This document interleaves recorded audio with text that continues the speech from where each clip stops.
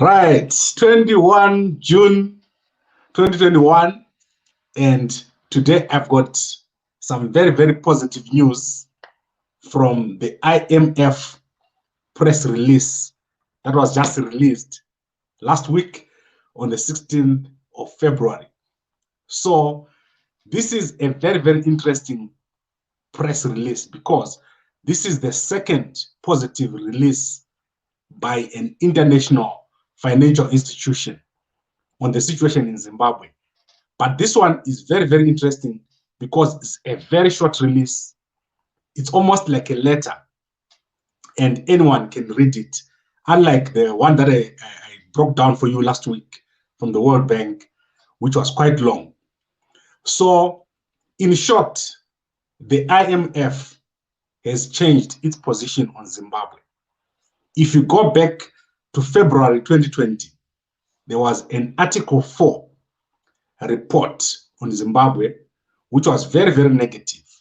And this report essentially said there was an economic and humanitarian crisis in Zimbabwe. So what I'm going to do is I'm going to link it out for you on gambako.com, the old one and the new one. And there has been a significant change in the way that the IMF looks at Zimbabwe. And I think let us quickly do this. I want to do this in a very, very short space of time. And I do not want to add a lot because everything is there in this report. So this was a virtual meeting or a virtual staff visit to Zimbabwe. So I think they did this over the internet, and they met with the Reserve Bank of Zimbabwe, the Minister of Finance, government officials, the private sector, and international partners in Zimbabwe. And in short, as I said, they said an economic recovery is in progress in Zimbabwe, and they are very impressed with the policy measures that are being taken by the authorities in Zimbabwe. And I want to say, as I said, they have changed quite a lot from a negative position to a very, very positive position on Zimbabwe. And I would like to encourage all the other guys, the Zimbabweans who are here, and the Zimbabweans who will be watching and looking at what these international organizations are doing, to think very hard about how they're going to fit into the future that we're going to see in Zimbabwe in the next few years. Things are changing in Zimbabwe, and there is a lot of potential in Zimbabwe. There's a lot of underlying value in terms of assets, in terms of minerals, in terms of the infrastructure that is there can quickly turn around. And I think everyone is seeing this. So let's go to the staff visit press release. I want to quickly read through this and then I'll conclude. So an International Monetary Fund staff team led by Dinashwa Gura conducted a staff visit with the Zimbabwe authorities during June 1 to 15, 2021 to discuss recent economic developments and the economic outlook. At the conclusion of the IMF virtual mission visit, Mr. Gura issued the following statement. Zimbabwe has shown resilience in the face of COVID-19 pandemic and other exogenous shocks. The pandemic, on top of Cyclone Idai in 2019, a protracted drought and weak policy buffers have taken a severe toll on the economic and humanitarian situation. Despite the authorities' timely action to support most of the vulnerable groups and businesses during the pandemic, real GDP contracted by 4% in 2020 after a 6% decline in 2019. However, an economic recovery is underway in 2021, with real GDP expected to grow by 6%, reflecting a bumper agricultural output, increased energy production, and the resumption of greater manufacturing and construction activities. Uncertainty remains high, however, and the outlook will depend on the pandemic's evolution, the pace of vaccination, and implementation of sustainable policies. The IMF notes the authorities' efforts to stabilize the local currency and lower inflation. In this regard, contained budget deficits and reverse money growth, as well as the introduction of a foreign exchange auction, are policy measures in the right direction. Right. So I don't want to keep reading all this statement. I think you can all see, or you can all hear, that they are praising the policy measures which have been taken by the government of Zimbabwe. And they say here at the end, so I want to go straight to the end. The IMF virtual mission staff visit outcome will serve as a key input in preparation for the 2021 Article 4 consultation mission expected to take place later this year. So the Article 4 visit is the one with the executive directors of the IMF. And this one is got more impact on what happens in Zimbabwe. Remember, the IMF is a lender. And the first thing that Mthuli Ncube did when he came in was to clear the areas here at the IMF. So the debt at the IMF is paid up, but there's a lot of other debts at the World Bank, in I think with China and with other institutions.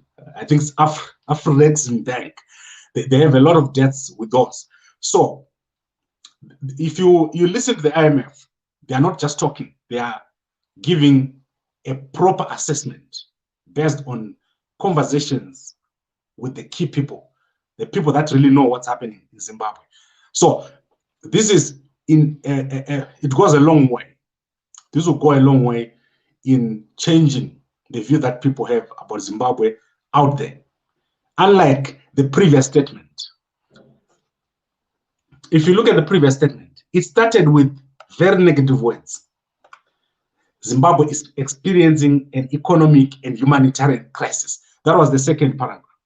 But in this one, which was done by the staff team, they say an economic recovery is underway in Zimbabwe.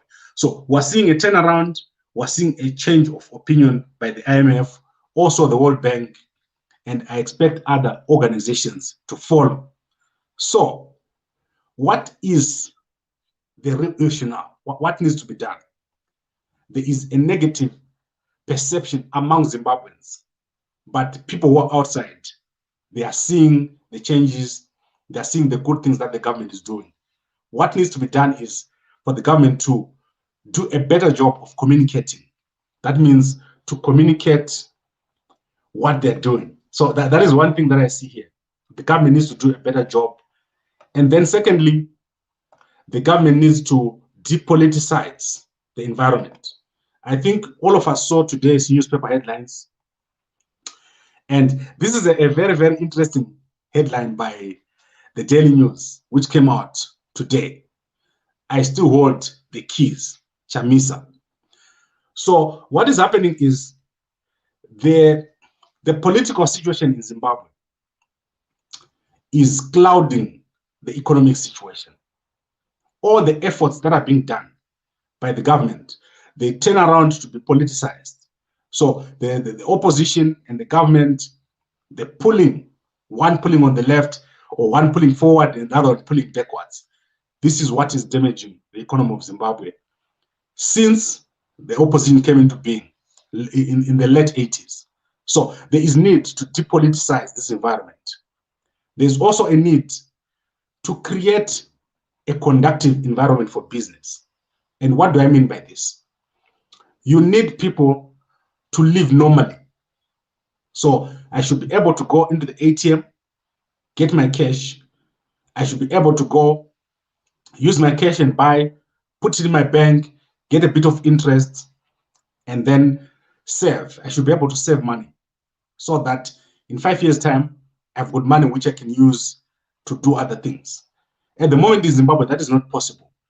There is a lot of uncertainty. So on the currency side, it's been stable for a year. But people have got memory of things not being stable. So we need to bring stability. And the IMF has mentioned it here. There is need to stabilize these currencies to make sure that people know that if my US dollar is worth 88 in January, it can go to 100, but it could come back. So you've seen what has happened with the South African rand. It has gained a lot of value over the past year, over 20%, which means people who have saved their money in rands, they've not lost in US dollars. But inflation is very, very high here in South Africa too. The food inflation of South Africa is about 20%. However, the political environment is not affecting the economic environment. So that needs to be done. A lot needs to be done from the political side. The problems in Zimbabwe, they need to be solved from a political level. Mthuli Ncube has done a lot. You've seen that everyone is talking about what he's done with energy, what he's done with the forex auction, what he's done with the interest rates, all these things, the money supply growth, and also the reserves. But it's not enough as long as people are thinking politically. You need people to depoliticize, to stop thinking about politics, and to start thinking about how to make money, which is what we have as the problem in Zimbabwe. No one is thinking about how to make money. Everyone is thinking about how do I get into office? And that is the problem that we have in Zimbabwe. But very well done, good job, which has been done. Everyone is saying Idi Mnangagwa and Mthuli Ncube and his government, they're doing a good job. So let's keep it this way. Let's keep these reports positive. So if the government continues doing this, we are right, we're in the right direction. And very, very soon, you're going to see a change happening in Zimbabwe. Also, the cleanup that is underway in Zimbabwe, in Harare, it must not stop after a few weeks. Do a proper cleanup. Make sure that people don't rebuild in the wrong places. Have proper roads, have proper infrastructure. Make people proud to walk in Harare. And you will see investors coming to Zimbabwe. Make sure that people don't sell in front of other people's shops. Make sure the informal sector goes where the informal sector should be and not in front of everybody. And formalize things. Then your things will work. Zimbabwe will be a pride for all those who live in it and those who are living outside the country. Right. I want to quickly look at some comments. Tsungai, are you saying we are recovering? Yes, Tsungai, and I see that you have started your business now in Zimbabwe, your trucking company. So that is fantastic. I'm sure that is, you are an early mover while other people are still thinking about politics. People like at home, they always think about politics. The funny thing about politics is you find out that when you, let's say your candidate gets into office, don't think they'll come to your house and give you money. Your attitude is still going to follow you into the new government. So you need to have the right attitude even now. Don't wait for someone to be in office, then you have a good life. Have a good life now. Let's look at Tishman Kanyoka.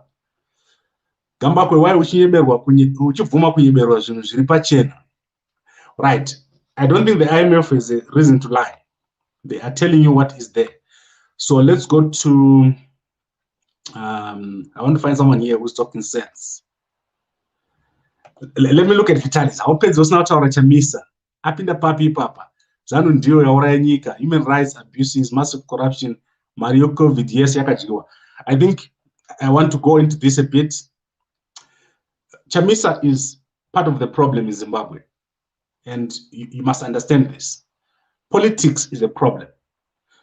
If you are too political, you don't make money. You're always thinking about how do I get into office?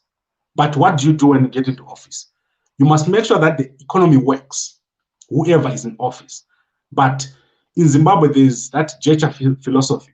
And I want to direct this to Vitalis. You cannot have a gesture mentality or a gesture philosophy and think that when you get into office, the other guys won't have a gesture philosophy and a gesture mentality. So what happens is you have a vicious circle. If you have politicians that don't understand that the economy must work no matter who is in office, then you have a problem. So let's have people get out of this thinking of saying, let me destroy the economy so that I can come in and fix it. You won't be able to fix it. The economy must work whoever is in office because all of us will suffer. And then I can't believe Zimbabwe is now charging people for vaccines. I don't think this is true. And you know what? This is what I'm talking about. Let's focus on the good things that we are being said about other people. The IMF saying a good thing, the World Bank saying a good thing, our country is doing well. A lot of people are coming to Zimbabwe to invest. Zimbabweans who are sitting back, in a few years' time, you are going to go back to Zimbabwe and you will still be complaining. Now you'll be complaining about all these people came into our country, they took opportunity. Wake up and open your eyes. There is opportunity, there is change happening in Zimbabwe, and we need to stop this political thinking everywhere. So that is all I wanted to say. Go to gambagwe.com. You'll be able to see the report. I've put a link there to the report by in fact, the press release by the IMF staff team.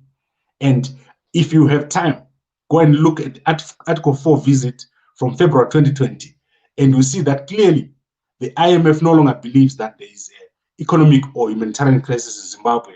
So I do not know who believes that there's a crisis in Zimbabwe. There is no crisis as we speak. According to the IMF, there is an economic recovery underway. And I want to end with my mobile. It's high time we stop party politics at the expense of people's lives. I agree with you, and I think this is a good place to end. I was supposed to have Senator Kalipani Pugen here. Unfortunately, he is on the road.